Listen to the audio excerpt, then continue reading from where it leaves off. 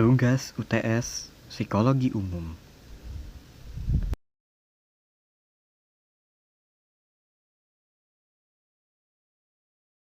Psikologi Islam Lokal A, Angkatan tahun 2025.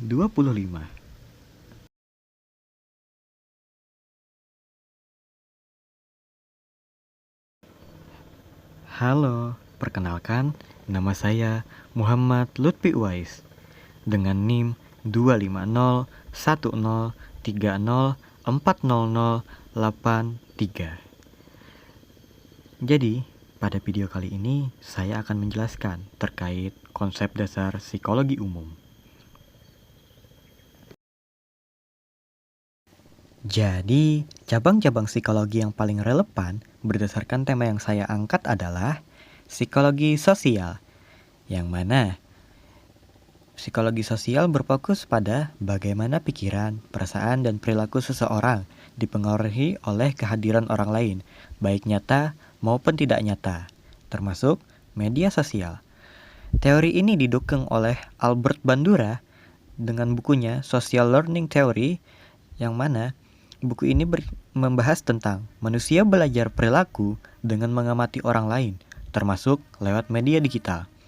Kemudian ada juga B.F. Skinner dengan bukunya Operant Conditioning, yang membahas terkait perilaku diperkuat atau dilemahkan berdasarkan konsekuensinya, seperti jumlah like, komentar, dan lain-lain. Selanjutnya ada psikologi perkembangan. Cabang psikologi ini berfokus pada perubahan perilaku, emosi, dan pemikiran manusia sepanjang hidup. Psikologi ini didukung dengan teori dari Erik Erikson, yang mana ditulis di bukunya berjudul Identity versus Role Confusion, yang membahas terkait masa remaja adalah tahap mencari jati diri. Dunia digital kini menjadi arena baru untuk itu. Yang terakhir ada psikologi kognitif. Psikologi kognitif berfokus pada proses mental seperti berpikir, memori, persepsi, dan pengambilan keputusan. Jadi, konsep dalam video ini berakar pada psikologi sosial karena membahas bagaimana lingkungan digital memengaruhi perilaku manusia, khususnya generasi Z atau Gen Z. Namun, topik ini juga bersinggungan dengan psikologi perkembangan dan psikologi kognitif, sebab perubahan perilaku dan pola pikir di era digital juga terkait dengan tahap perkembangan dan proses mental manusia. Nah, fokus pembahasan video kali ini terkait pengaruh lingkungan digital. Lingkungan digital adalah dunia baru yang membentuk cara kita berpikir, berperilaku, dan berinteraksi. Dunia ini tidak terlihat, tapi dampaknya nyata, terutama bagi kita, generasi yang tumbuh bersama layar, notifikasi, dan koneksi tanpa henti. Sejak pagi, sebelum mata benar-benar terbuka, sebagian besar dari kita sudah menggenggam ponsel. Bukan sekedar untuk melihat waktu, tapi untuk memastikan kita masih terhubung dengan pesan, unggahan, dan cerita yang mengalir tanpa henti. Bagi generasi kita, Gen Z, teknologi bukan lagi sekedar alat. Ia telah menjadi bagian dari identitas, cermin sosial, bahkan ruang ekspresi diri. Kita belajar, bersosialisasi, bahkan beristirahat dalam ekosistem digital. Namun, di balik kemudahan itu, psikologi melihat sesuatu yang lebih dalam. Bagaimana lingkungan ini secara halus mengubah perilaku dan cara kita memahami diri. Menurut psikologi, perilaku manusia tidak lahir dari diri sendiri saja. Ia terbentuk melalui interaksi dengan lingkungan, baik fisik maupun sosial. Maka, saat dunia kita kini lebih banyak terjadi secara virtual, lingkungan digital pun menjadi faktor psikologis baru yang kuat. Setiap like, setiap komentar, setiap notifikasi menciptakan sensasi kecil yang memicu reaksi emosional. Kita merasa dihargai, diterima, bahkan termotivasi untuk terus hadir. Tapi, di sisi lain, hal yang sama bisa memunculkan kecemasan, perbandingan sosial, dan kelelahan mental. Psikologi sosial menyebut ini sebagai bentuk reinforcement, di mana perilaku kita diperkuat oleh reaksi lingkungan. Dunia digital bekerja dengan prinsip yang sama, semakin banyak respon yang kita dapat, semakin kita terdorong untuk mengulanginya. Dan inilah tantangan besar kita. Ketika dunia digital terus menuntut perhatian, kita mulai kehilangan momen di dunia nyata. Kita hadir di banyak ruang, tapi sering lupa hadir untuk diri sendiri. Namun, bukan berarti dunia digital adalah musuh. Justru, di sanalah peluangnya. Dengan kesadaran diri atau self-awareness, kita bisa memanfaatkan lingkungan digital untuk tumbuh, bukan tenggelam. Kita bisa belajar, berkarya, dan berempati melalui koneksi yang luas. Kuncinya ada pada keseimbangan. Psikologi mengajarkan kita untuk memahami perilaku, bukan menghakimi. Menyadari apa yang kita lakukan, mengapa kita melakukannya, dan bagaimana dampaknya terhadap diri dan orang lain. Jadi, di tengah derasnya arus informasi, mari berhenti sejenak.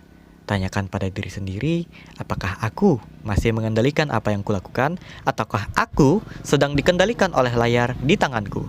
Karena pada akhirnya, teknologi hanyalah alat, tapi bagaimana kita menggunakannya, itulah yang mencerminkan siapa kita sebenarnya. Dunia digital akan terus berkembang, tapi manusia tetap punya kendali atas pilihannya. Dan disitulah psikologi membantu kita untuk memahami, menjelaskan, dan mengarahkan perilaku agar kita tetap menjadi manusia yang utuh, meski hidup di dunia yang semakin maya.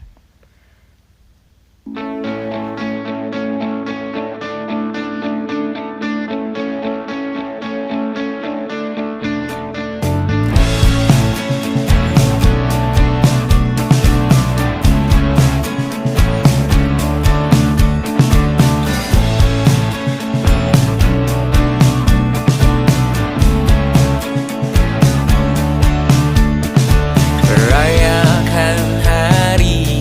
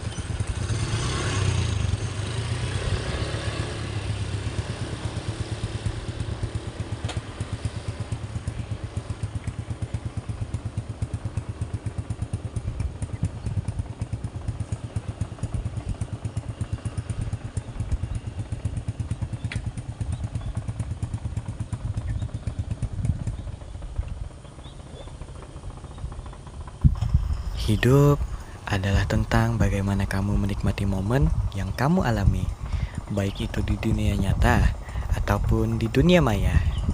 Karena apapun itu, selama kamu menikmatinya, kamu akan mendapatkan hikmah tersendiri dari itu.